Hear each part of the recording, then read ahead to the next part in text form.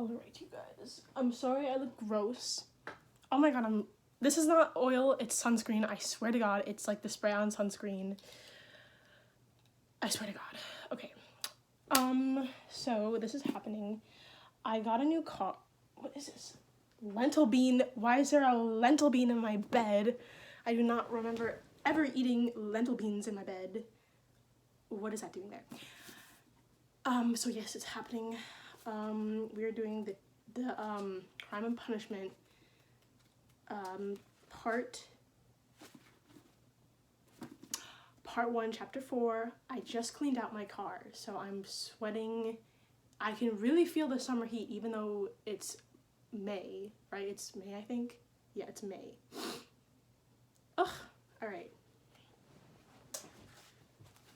And we're reading it back here because we love a headboard.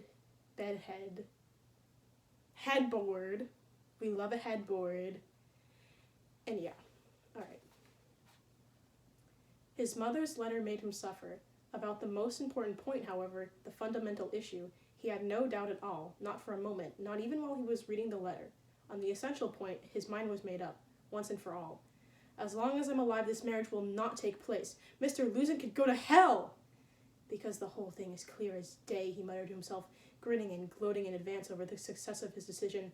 No, mother dear, no, Dunya, you don't fool me. So they even apologize about not asking my advice and settling this thing without me, I'll say. They think it can't be broken off now, but we'll see whether it can or not. What a marvelous excuse. Well, you see, he's a busy, practical man, Peter Petrovich. Such a busy, practical man, he has to get married on the hop, practically right on the train. No, my Dunya, I see through it, and I know what you want to talk to me about so much, and I know what you were thinking about your paced up and down your room that night, what you were thinking about as you paced up and down your room that night, and what you were praying about to the Holy Mother of Kazan in Mother's bedroom. It's a hard climb to Golgotha. So it's all definitely settled, is it? You've decided to marry a rational, practical businessman, Avdotia Romanova, one who has money of his own, already has money of his own. Ah, that sounds more solid, more inspiring. One who holds down 2 official jobs, who shares the convictions of our younger generation, as our dear mother writes, and who seems kind, according to Dunya herself. That seems is the most marvelous of all. So our Dunya is about to get married for the sake of that. Seems. Marvelous, just marvelous. Curious. Why did Mother write me about our younger generation? Was she trying to tell me what he was like, or did she have something else in mind, maybe to get me to look at Mr. Luzin with more favorable eyes? Oh, they are all sly. I'd like to know one more little detail. How frank were they with one another that day, and that night, and all the time since? I wonder if they spoke to each other directly in time since.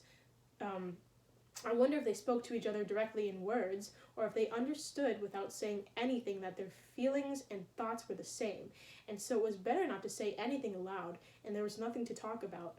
Probably that's more or less the way it was. The letter makes it clear. To Mother he seemed abrupt, a little, and Mother even implied as much to Dunya. And she, of course, lost her temper and replied indignantly, I'll say. Who wouldn't get mad when the case was clear without any naive questions, and it was understood that it was useless to talk about it? And to me she writes, Love Dunya, Raja, for she loves you more than she loves herself. Why, it's remorse, secretly making her suffer, for she has consented to sacrifice a daughter for a son. You are our hope. You are our all. Ah, Mother dear. Anger flared up in him more and more strongly, and if at that moment he had met with Mr. Luzin, he probably would have killed him. It's true, he continued, pursuing the storm of thoughts that tossed about in his brain. It's true that in order to really get to know any man, one must do it gradually and cautiously. But Mr. Luzin is clear. The main point is, he's a practical businessman and seems kind. After all, he's having the trunk carted up at his own expense, and the luggage too. That's not unkind, is it? And those two, both of them, the bride and her mother, are hiring a peasant and his cart, and the cart's covered with matting. I know what it's like. I've traveled that way myself. But that's nothing. Why, it's only 60 miles, and then we'll travel third class quite comfortably for another 700 miles. It's reasonable. You cut clothes to the shape of your cloth. But what about you, Mr. Luzin? After all, she's your bride, and you couldn't help but know, could you, that her mother is borrowing money on her pension for the trip? Of course, it's all All one of your general commercial transactions, a mutually profitable enterprise, equal shares, half and half on expenses, food in the house but pay for your own tobacco. Well, at this point, their practical businessman seems to have come out slightly ahead. The luggage doesn't cost as much as their trip, and I'd rather suspect he'll get it carted free. Don't they see all of this, or don't they want to see it? And they are content, satisfied, pleased. Remember, these are only the blossoms. The fruits are yet to come. What's important is not the miserliness. I think it's miserliness because he's a miser, guys. Miserliness that means scrimping. It's the tone of the whole thing. That's going to be his tone after they get married. A prophecy, yes. And what about mother? Why is she throwing her money around like that? How much will she have left when she shows up in Petersburg? 3 silver rubles or 2 paper, as the old woman says. What does she think she's going to live on in Petersburg? Somehow she has grasped that she will not be able to live with Dunya after the marriage, even at first. The dear man probably just let it slip out, though mother would throw up her hands at the suggestion. I shall refuse on my own account. What does she have to live on but 120 rubles pension, not counting the debt of Afanasy Ivanovitch? She'll knit shawls and embroider cuffs, and she'll ruin her eyes, and the shawls will bring in another 20 rubles a year to add to the 120, I know it well. So they must be depending on Mr. Luzin's noble feelings. He will suggest it himself. He will insist. Fat chance. And the way it always is with these Schilleresque, beautiful souls. They dress a man up in peacock feathers and insist on looking at him that way. Up to the very last moment, they hope for the best. They have a kind of foreboding as to what's on the other side of the coin, all right, but they wouldn't breathe a word of it. Perish the thought. They could keep pushing the truth away with both hands, until such time as the peacock man steps out of his feathers and personally crowns them fools. I wonder if Mr. Luzin has been decorated. I bet there's a St. Anne's ribbon in his buttonhole, and he wears it when he goes out to dinner with the contractors and merchants. I bet he'll wear it at his wedding. Oh, to hell with him. God damn him. Well, never mind, Mother. She is what she is. But what about Dunya? Ah, Dunya, my dear, how well I know you. Last time I saw you, you were 19, but your character, I understood it even then. As Mother has written, our Dunya can bear a lot. That I knew. I knew it 2.5 years ago, and I've been thinking about it for 2.5 years. About just that point, that our Dunya can bear a lot. If she could bear Mr. Svidrigailov and all the consequences, I guess that means she can really bear a lot. Now, though, she and Mother have gone and imagined she can bear Mr. Luzin too, who expounds the theory of superiority of wives rescued from a life of poverty by their husbands, who expounds this theory, indeed, practically at their first meeting. Well, let's suppose he let it slip out, though he's a rational man, so maybe it did not slip out, but he deliberately and as quickly as possible made it clear what he wanted. What was what? Sorry. Dunya. What about Dunya? She must see through this man, but then to go and live with him. She would live on a diet of black bread and water, yet she would not sell her soul, nor would she give up her moral freedom for a life of comfort. She would not give it up for all of Schleswig-Holstein, let alone a creature like Mr. Luzin. No, the Dunya I used to know was not like that, and I don't expect she's changed a bit. There's no denying the Svidrigailovs are hard to take. It's hard to take wandering about the provinces all your life as a governess at 200 rubles a year. Nevertheless, I know that my sister would sooner work like a black in Spanish. Translate the word black into Spanish. That is the word I said. Slave on a plantation, or like a let peasant for a Baltic German landowner, than debase her soul and her moral sense by marrying a man she does not respect and with whom she has nothing in common, and for life just for her personal gain. And even if Mr. Luzin were of all purest gold or solid diamond, even then she would not agree to become the legal concubine of Mr. Luzin. So why, then, has she agreed? What's going on here? What's the answer to the riddle? The case is clear. For herself, for her own comfort, she would not do it. She would not sell herself even to escape death. For someone else, though, yes, she would. She'd sell herself. She'd sell herself for a man who is dear to her, for a man she worships. That is what is going on here. For her brother, for her mother. She'd sell herself. She'd sell everything. Oh, in a case like we'd strangle our moral sense. Freedom, peace of mind, conscience even, everything. We take it all to the flea market. Let life go hang as long as these loved ones of ours are happy. We invent our own casuistry? I ain't never that word. What's more, we take lessons from the Jesuits, and in time we even manage to calm ourselves down, and we persuade ourselves that it was necessary, really necessary, and for a good cause. That is the kind of people we are, and it's clear as day. It is clear that the number of one attraction on the stage here is none other than Rodion Romanovich Raskolnikov. What a fruity, zesty name! Rodion Romanovich Raskolnikov? Girl really said R. Girl really said, let me be a seal real quick. Let me be R. Let me be a seal when I see a fish. R. Rodion Romanovich Raskolnikov. Damn, girl. Okay. That's gonna, if I become a drag queen, that will be my name. Anyway. Well, no, because Katya already exists, so never mind. Well, why not? She can make him happy, support him at the university, make him a partner in the law firm, provide him with the security for the rest of his life. Later on, he may even get to be a rich man, respected, distinguished, and maybe by the time he dies, he'll even be famous. And his mother, well, never mind. Have a look at Raja, though. Precious Raja, the firstborn.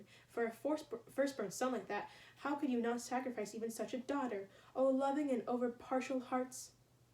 Is it over-partial? I don't know. And what? We would even go the same way as Sonia. Dear little Sonia, Sonia Marmeladov, eternal Sonia as long as the world endures. Has either of you plumbed your sacrifice to the depths? You have? Are you up to it? Will it do any good? Does it make sense? Do you realize, Dunya dear, that little Sonia's lot is not in any way more squalid than life with Mr. Luzin? Love is not involved, Mother writes, and if there cannot only be not love, but no respect either. What if, on the contrary, there is already disgust, contempt, loathing? What then? Then it will turn out to be, you have to keep up your polish. Not so. Do you understand? Do you understand? Do you understand what polish means? Do you understand that Mrs. Luzin's polish is quite the same as little Sonia's, maybe even worse, nastier, fouler, because you, dear Dunya, will still have some scrap and ends of comfort, while there, it's a case of death from hunger. It costs a lot, Dunya dear, to keep up that polish of yours. Well, and what if you're not up to it after all? Will you repent? Think of the humiliations, the sorrows, the curses, the tears, kept secret, of course, for after all, you are not Martha Petrovna, are you? And what will become of your mother then? Why, even now she's ill at ease. She makes herself suffer. What will happen when she sees everything clearly? And me? What in the world did you take me for? I don't want your sacrifice, Dunya. I don't want it. Mother dear, as long as I live, it shall not come to that. It shall not come to that. I refuse to accept it. Suddenly he recollected himself and paused. Shall not. What can you do to prevent it? Forbid it? By what right? What can your promise in return claim such a right?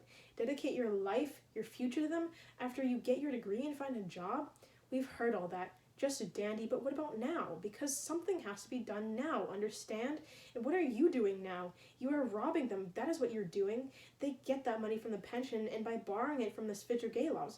Oh, future millionaire Zeus, you with their fate in your hands, how do you propose to save them from the Svidrigaïlovs and from Afanasy Ivanovich Vakrushin?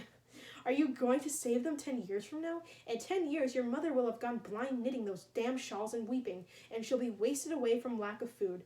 And your sister, can you imagine what your sister will be like 10 years from now, or during those 10 years? Can you guess? So he tormented himself, frightening at himself with these questions, and he even took a certain pleasure in it. None of these questions was new. He had suffered them all, since long ago. Since long ago they had been rending him, and they had rent his heart asunder.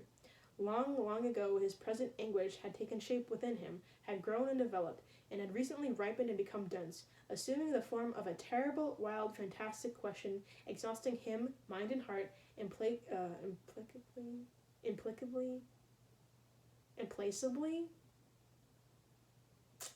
demanding resolution. Now his mother's letters struck him.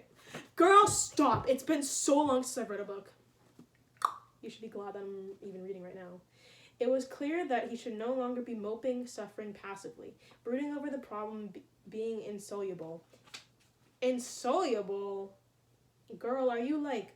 Sorry, I was gonna make a joke like, oh, you about to dissolve in water? Like, are you about to not dissolve in water? He ought to be doing something right away. immediately, as soon as possible. He had come to a decision at all costs, or else renounce life altogether, he cried out. I got that Geno Samuel yell, I'm sorry. He cried out in a frenzy. Humbly accept my fate as is, once and for all, strangle everything I have within me, and give up every right I have to act, to live, and to love. Do you understand, my dear sir? Do you understand what it means when you have nowhere to go? Suddenly he remembered Marmeladov's question of yesterday. For every man needs to have at least somewhere he can go. And he shuddered. A certain thought, also yesterday's, once again flashed through his mind. But he did not shudder at the flash of the thought, for he had known, he had felt that inevitably it would flash, and he had been waiting for it. Yet this thought was not altogether yesterday's. The difference was that a month ago, and even yesterday, it had been a mere dream, and now, suddenly, it manifested itself not as a dream, but in a new and terrifying form that he had not known before. And suddenly he became aware of this. The blood rushed to his head, and his sight dimmed. He looked around quickly, searching for something. He wanted to sit down and look for a bench. At the moment, he was walking along This can't be real! Konosvgardeyski Boulevard. Listen, Alexander Andreevich, if you're watching this, I'm so sorry. But y'all, I love Russian literature, but the names sometimes, like, you can have a beautiful Russian name. Your name could be like Vanya, your name can be, Sasha. Your name could not be Konogyardeyski.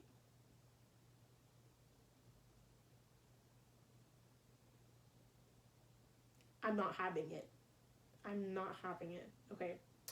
About 100 steps ahead was a bench. He walked as quickly as he could, but on the way he became absorbed in a little incident which for a few minutes took all his attention. Looking for the bench, he noticed a woman who was also walking along the street, about 20 steps ahead of him. At first, he had paid no more attention to her than to any of the objects that flickered before his gaze. He often walked home without at all remembering the way he had come, and he had gotten used to walking like that. Yet there was something rather strange about the woman walking ahead of him, apparent from the first glance, so that little by little his attention fastened on her, at first involuntarily, and even against his will, then more and more irresistibly. He felt a sudden desire to know what was actually so strange about her. First of all, she seemed quite young, and she was walking in the hot sun without a hat or parasol or gloves, waving her arms about in a rather foolish way. She wore a dress of light silky material, but it was oddly put on, scarcely fastened, and torn open in the back top of the skirt near the waist. A whole shred of material was torn off and hung loose. About her bare neck a small handkerchief was tied, but crookedly and askew. Is this Sonia? If this is some random girl, that's not going to make sense. Moreover, she was unsteady on her feet, stumbling and even staggering from side to side. At last, this encounter aroused all of Raskolnikov's attention. He overtook the girl at the bench. As soon as she reached it, however, she collapsed on it in the corner. She threw her head against the back of the rest and closed her eyes, apparently from sheer exhaustion. Once Raskolnikov had a good look at her, he immediately realized that she was quite drunk. It was strange and a savage sight. He even wondered if he could have been mistaken. He saw before him a very young face, about 16, perhaps only 15, small, fair, and attractive, but all flushed and apparently slightly swollen. The girl seemed to be in a coma. As she crossed one leg over the other, she exposed much more of it than was proper. She seemed to be but dimly aware that she was out in the street. Raskolnikov did not sit down, but he did not want to leave. He stood there indecisively in front of her. This boulevard was usually empty, and on such a hot day, past 1